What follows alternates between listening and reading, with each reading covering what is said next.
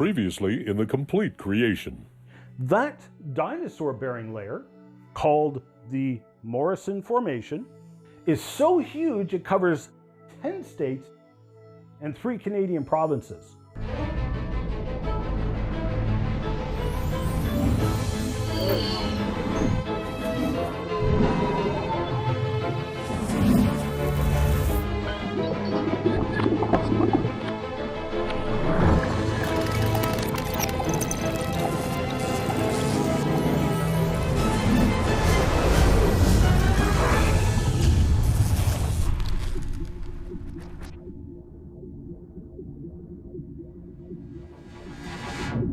Hello and welcome back again. Thank you for joining me on this continuing saga. In the last show, we were discussing what the late Dr. Derek Ager called the persistence of facies, the downright shocking finds of rock layers covering huge areas like entire regions of continents, multiple countries, and routinely multiple continents. The Institute for Creation Research's Dr. Tim Clary and Davis Werner have conducted some excellent work on documenting these rock layers they call mega sequences. Emphasis on mega, as they showed that these layers can correlate right across multiple continents. They presented the data they had compiled thus far at the 8th annual ICC conference, or the 8th ICC conference, and I highly recommend that you read the paper. Now, unfortunately, an issue arose because they repeatedly contended that the geologic column existed, contrary to what many creationists, including myself, had argued over the years. Some clarity is needed here because many of the statements they wrote in the paper are flat out dead wrong, and demonstrably so. However, I understand what they were trying to say and agree with the principle of what they were trying to convey. Confused yet? This is why clarity is needed. What these two fine, upstanding gentlemen presented was the evidence and data they had compiled for these geological mega sequences. They weren't trying to address the geologic column per se, even though they said the exact opposite in writing. But there's just no way they're going to take the time to explain their statements and arguments more clearly, because this contention has become an issue not of the facts, but of semantics and indoctrination foisted upon both Clary and Werner and everybody else. The only way I can honestly see how to resolve this issue is by first calling a spade and spending the time undoing all the indoctrination and semantics that have been forced upon us. When you hear the term geologic column or fossil sequence, what is the picture that comes to your mind? Ta-da! This is the picture that comes to mind. When one says that term geologic column, whether you like it or not, this is the picture invoked in everybody's mind. So herein lies the problem. This geologic column that I'm sure we've all seen depicted, clearly showing the evolution of life throughout the rock record and clearly showing older rocks to younger rocks, this geologic column, as depicted, can only be found at 3 different places on planet Earth. You can probably see where I'm going with this. Verify it for yourself. Don't take my word for it.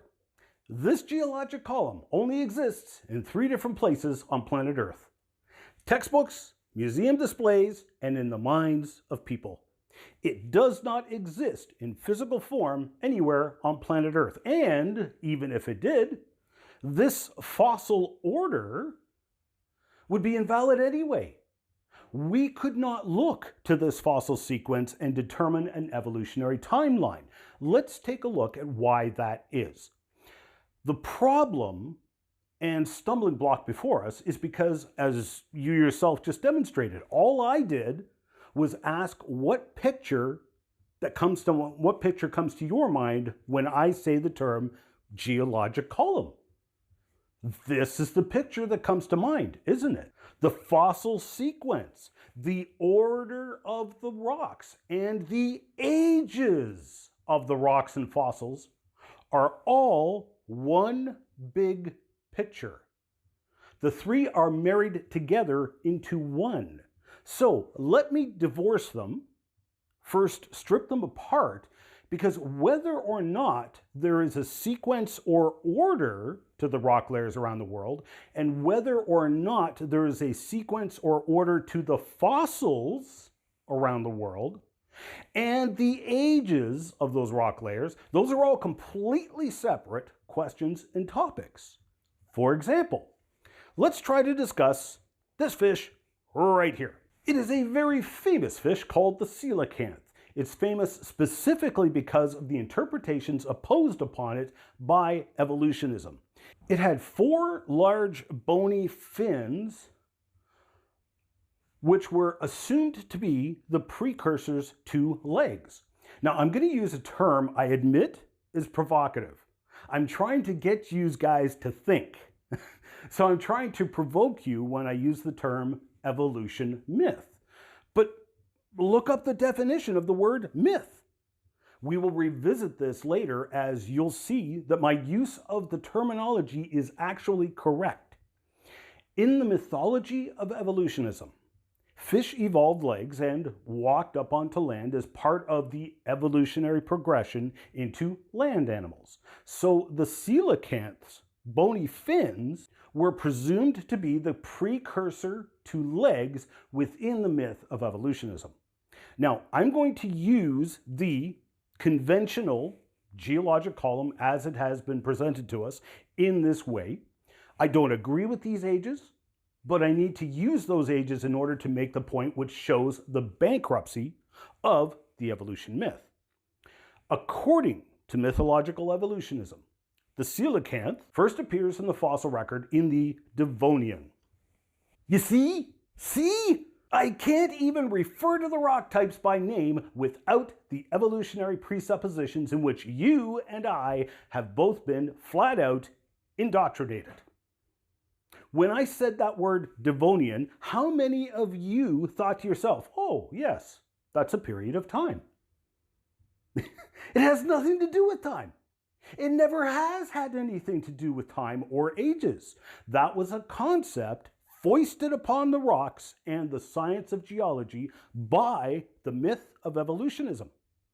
Devonian was the name given to some rock layers found in the county of Devon, England. When other rocks were found around the world that had similar constitution and fossils, the early geologists simply assumed it was the same layer outcropping somewhere else. So they named that kind of rock Devonian. It had absolutely nothing to do with age, a fossil sequence, a rock sequence, or evolution. As a matter of fact, the rock layers around the world were originally divided up into 4 different categories based upon the assumption that the biblical record of history was truth. The primary, or the first, because they were considered original created rocks. Secondary, or the second, because they were considered primary rocks that had been reworked and deposited during Noah's flood. Tertiary, or the third, because these were considered to be rocks and sediments that were formed and deposited after Noah's flood. And quaternary, originally called quaternary, or the fourth, because these were rocks and sediments that were observed being formed more recently. When I talk about Jurassic, what comes to your mind? I mean, besides the movies. The Jurassic period, right? Again, the Jurassic rocks were given their name by Alexander von Humboldt in 1795. He named those rocks after the Jura Mountains of Switzerland and France, where he studied that type of rock and the fossils contained within them. Nothing to do with age, nothing to do with evolution. The Cretaceous rocks were named after the chalks of France we discussed in the previous couple of shows. That same layer could be traced all the way over to Texas and the Midwestern United States, where it is called the Austin Chalks, named after the city of Austin, Texas. The name Cretaceous was simply coined after the Greek word for chalk, which is Cretace. The Triassics are sedimentary layers which I have personally excavated in Texas and can be traced all over the world. They were so named because of the 3 different colors the rocks would exhibit. The Permian rocks were named after Perm, Russia, where they were first studied. The Silurian rocks first studied were in an area once occupied by the Silures people group, and so the name was adopted after that people group. The Ordovician rocks, in like fashion, were named after the Ordovices tribe in Wales, as well as the Cambrian rocks named after the ancient name for Wales, Cambria. None of this had anything to do with age, evolution, fossil sequences, or an order of the rocks. They were so named simply to act as a description of the rocks. Ages and the fictitious evolutionary sequence of fossil life within those rocks was forced upon them by evolutionism later on. Oh, come on, Ian. Everybody knows that the order of fossils are found in the rock record. Well, actually, no, they aren't. I've personally found Calamites fossils from the Carboniferous way up here, up in the upper Cretaceous sediments of Alberta. The Creation Evidence Museum has also found Carboniferous plants during their excavations in the Biloxi River. There has also been fishes like the coelacanth found up here, and even mammals, which in the typical depiction of the geologic column weren't even supposed to arrive until way up here. Numerous completely modern birds have also been found among the dinosaurs in Cretaceous rocks. Whoa, wait a minute. I thought birds were supposed to have evolved from the dinosaurs. Yes, that is what the evolutionism myth would claim, but that's not my problem. As you'll see later on, I've personally documented birds way down here in the bottom of the Carboniferous sediments. And I wasn't the only one. So right off the bat, just from my personal experience and observations, this sequence is fictitious. And while yes, I've been tremendously privileged to have been able to both excavate and study fossils all over the place, I would hardly call my knowledge of the fossil record extensive. Others who have far more knowledge than I have noted in print that this fossil sequence doesn't exist. Dr. David M. Raup, formerly professor of geology at the University of Chicago and curator at the Chicago Field Museum, was definitely of evolutionary persuasion, but he was an honest evolutionist and an honest researcher. Having spent his life studying geology and the fossil record, he had this to say about the alleged fossil sequence in a New Scientist article back in 1981. A large number of well-trained scientists outside of evolutionary biology and paleontology have unfortunately gotten the idea that the fossil record is far more Darwinian than it is. This probably comes from the oversimplification inevitable in secondary sources, low-level textbooks, semi-popular articles, and so on. Also, there is probably some wishful thinking involved. In the years after Darwin, his advocates had hoped to find predictable progressions. In general, these have not been found, yet the optimism has died hard and some pure fantasy has crept into textbooks. Dr. Raup then makes an ironic observation of the time, an error that I sadly think some creation researchers are still making.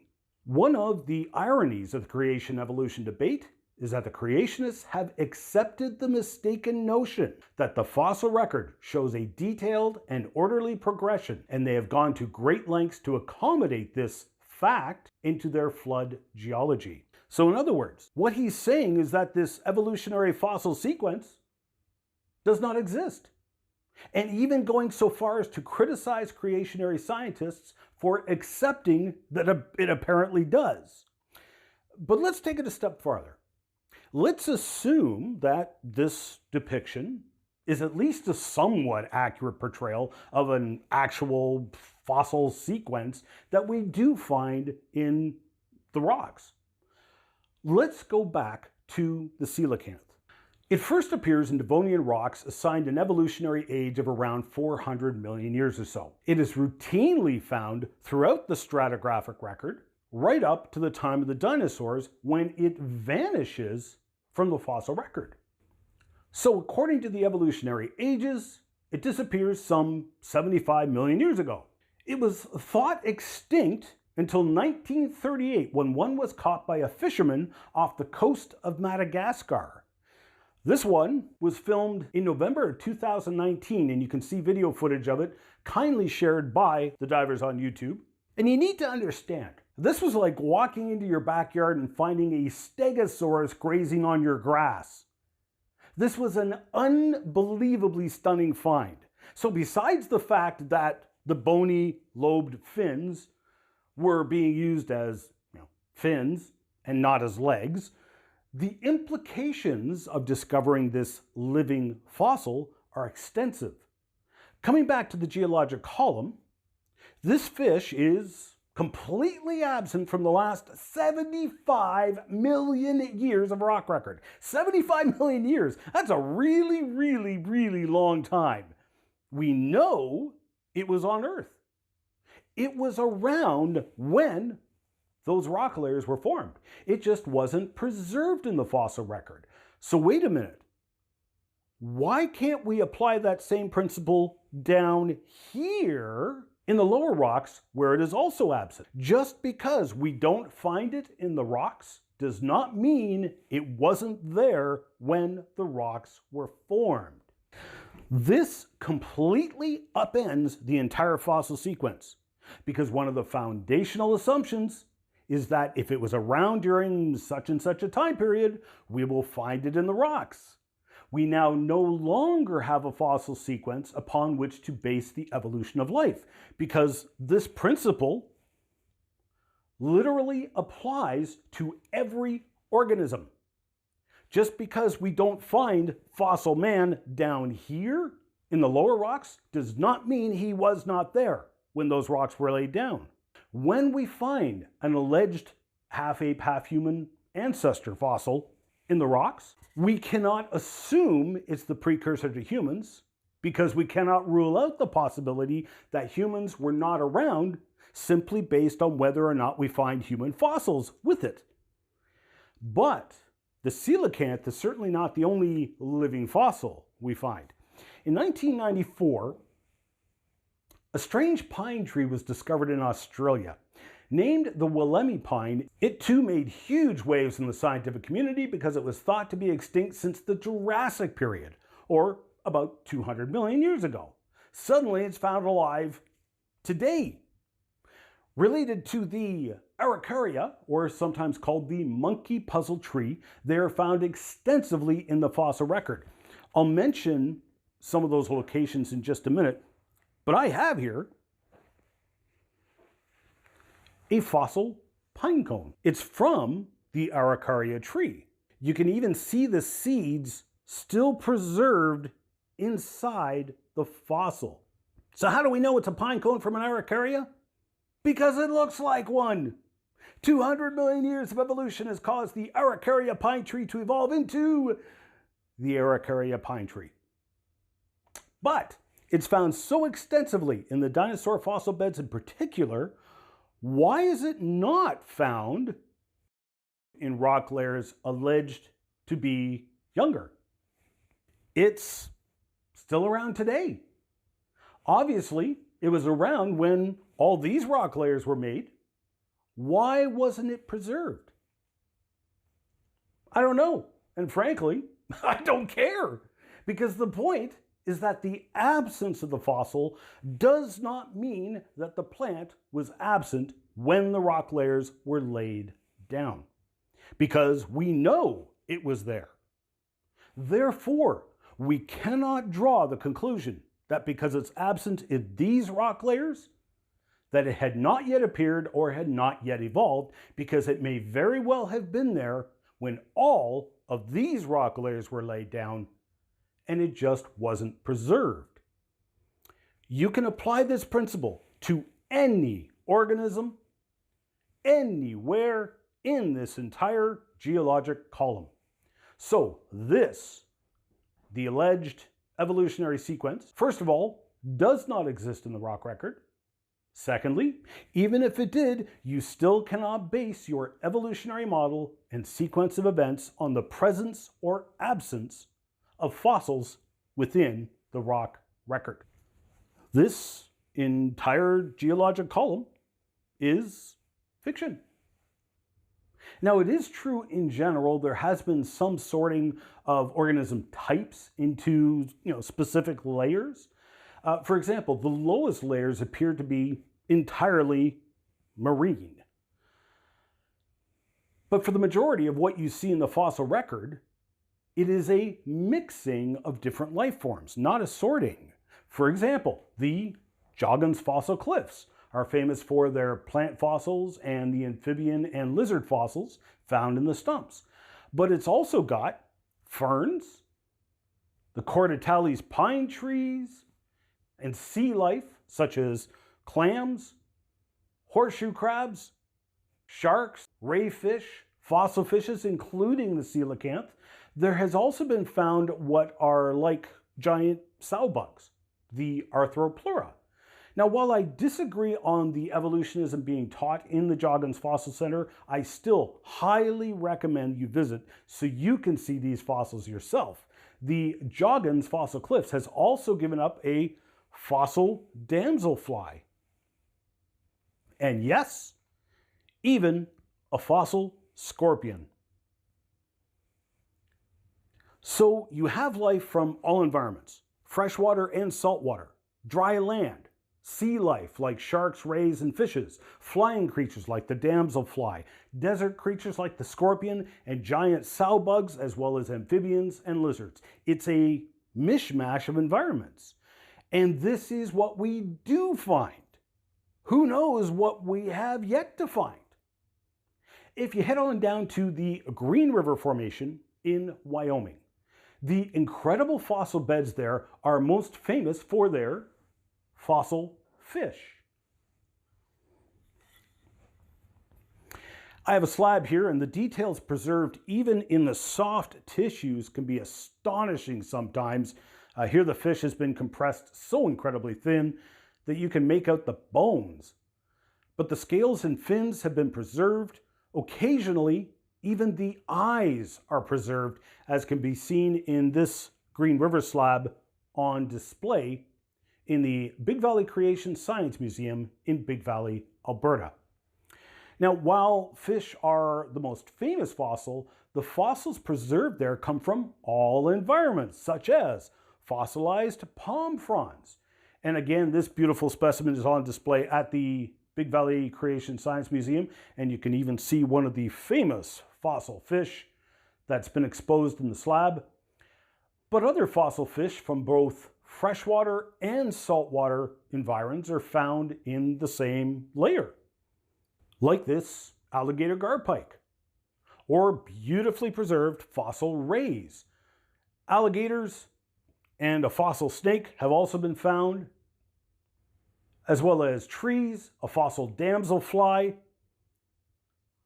a fossil lemur, which is basically a monkey, as well as a couple of fossil animals alleged to be part of the horse evolution series. Now, while I will revisit this contention later on, what I will focus on here is where we will agree. These were land-walking mammals. But you will also find flying creatures in the same layer, birds and bats. It's a mishmash of environments. In the Morrison Formation I spoke of previously, you've got copious dinosaurs such as the Allosaurus, Stegosaurus, and the like, and my good friend, paleontologist Joe Taylor, mentioned the ankylosaur that the creationary researchers excavated. It was buried upside down, just like many or possibly all of the ankylosaurs found to date. How odd. I wonder why they were quite consistently buried upside down. In that dinosaur layer are found even more clams and oysters, saltwater rays and sharks, and freshwater fishes like the garpike. You find these Araucaria pines, and I mentioned this previously. This crushed, petrified log was removed from the Colorado dig site and is on display at the Creation Evidence Museum in Glen Rose, Texas, so you can go see it for yourself. Some portions of the bark and core were not petrified. Other parts were turned to coal and petrified wood. But within the dinosaur-bearing layer, the evolutionary paleontologists have admitted finding fish, frogs, salamanders, crocodiles, turtles, pterosaurs, the flying reptiles, mammals, and yes, even birds, identical to modern species. Yet you are hard-pressed to find any information on those fossil birds, and you certainly will not see them on display or acknowledged in any of the evolutionary museums. Why not? The massive dinosaur bone beds in Montana, Alberta, and Saskatchewan are all the same mishmash of fossil life from different environs. Sea life through to flying creatures and insects. This geological column is fiction. It is not neat and orderly like has been portrayed to us all. In fact, it's a mess. The presence or absence of fossils cannot be used to determine a history because organisms we know for a fact were present at the time and were not preserved in fossil form. All of these ages were simply assigned by the demands of evolutionism, partly based on the fossil sequence, which doesn't even exist. This geologic column we have all been taught is fiction. Coming up in the next Complete Creation. When we do find dinosaurs, they are usually ripped apart like we saw. When they are found articulated, they are most often found in this death pose with their heads pulled back as far as they can go. You can catch the entire series in a variety of ways. You can watch the show online at www.completecreation.org or www.genesisweek.com. You can also purchase the Complete Creation series in full high definition on Blu-ray or video on demand at completecreation.org. Or support the Miracle Channel with a monthly tax-deductible donation and access the entire Complete Creation series in high definition through Corco, Miracle Channel's video on demand service. We need your support to keep this program on the air. So please pray for us. And if you wish to financially support the program, Canadians can make a tax-deductible donation to Core Ottawa, Canada North Post Office Box 72075, Ottawa, Ontario, Canada, K2K2P4. Or you can make a donation via PayPal online at ianjuby.org/donations. And thank you for your support.